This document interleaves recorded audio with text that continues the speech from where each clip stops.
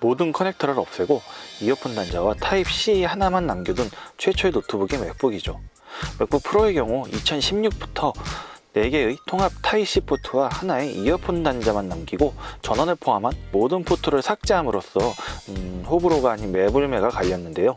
HDMI나 USB-A 등의 레거시 포트 젠더들만 있으면 맥북 프로 고급형의 4포트 통합 타입C 포트만큼 편한 구성도 없습니다.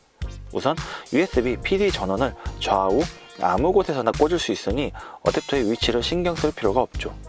최근의 그램이나 갤럭시 북이온도 USB PD 충전을 지원하긴 하지만 오로지 왼쪽에 1포트만 있기 때문에 걸리적거리지 않는 짧은 케이블을 쓰려면 어댑터를 왼쪽에 두는 것이 편한 반면 맥북 프로는 좌우 어느 포트를 가리지 않고 쓰기 편한 짧은 케이블로 노트북을 충전시킬 수 있습니다. 이렇게 포트를 가리지 않는 편리함은 충전뿐 아니라 외부 모니터 연결 시에도 빛을 발하는데 제가 갖고 다니는 4K 휴대용 모니터를 쓸 때도 모니터 커넥터와 가까운 쪽에 두고 짧은 케이블로 연결하는 등 쓰기 편한 숏 케이블로도 다양한 포트 연결이 가능한 장점은 통합 4포트의 맥북 프로 13 고급형이 갖는 특권 중 하나라 생각합니다.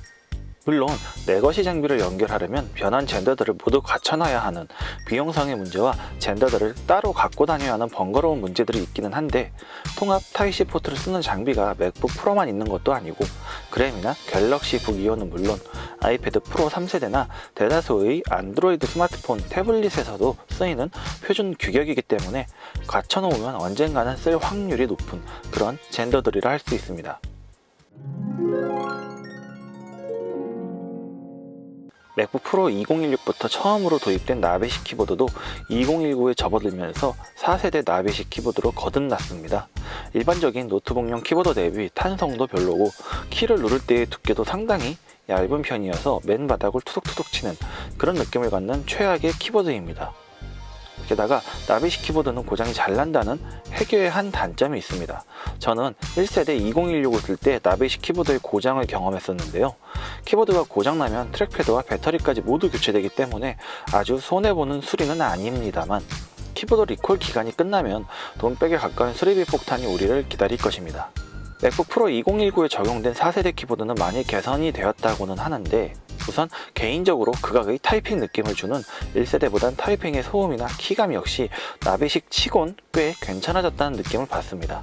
반면 내구성은 시간이 지나봐야 알 수 있기 때문에 이제 2달도 안 된 제품으로 키보드 내구성을 논하기엔 시간이 더 필요할 것입니다. 신나게 욕을 먹는 키보드 대비 트랙패드는 맥북의 전통대로 굉장히 좋습니다.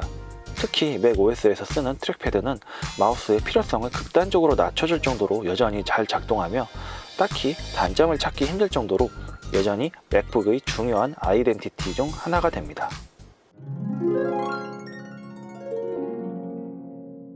젠북 듀오의 세컨드 스크린은 굉장히 탐나는 기능이었지만 맥북 프로의 사이드카는 젠북 듀오의 세컨드 스크린을 훌륭하게 대체할 수 있습니다.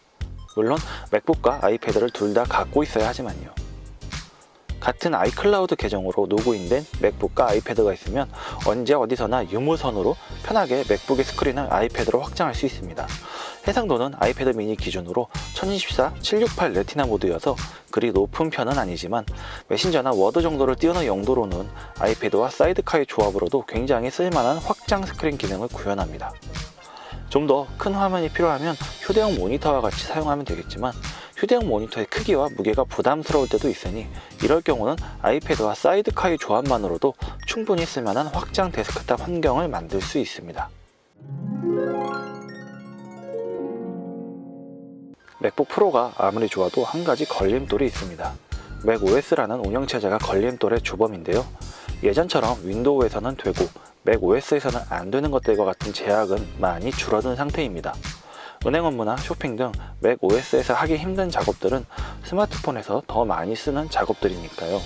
오피스의 경우 맥용 오피스가 있기는 한데 아직까지도 윈도우용 오피스와 호환성이 100%까지는 아니어서 여전히 혼란스러운 상황이긴 합니다.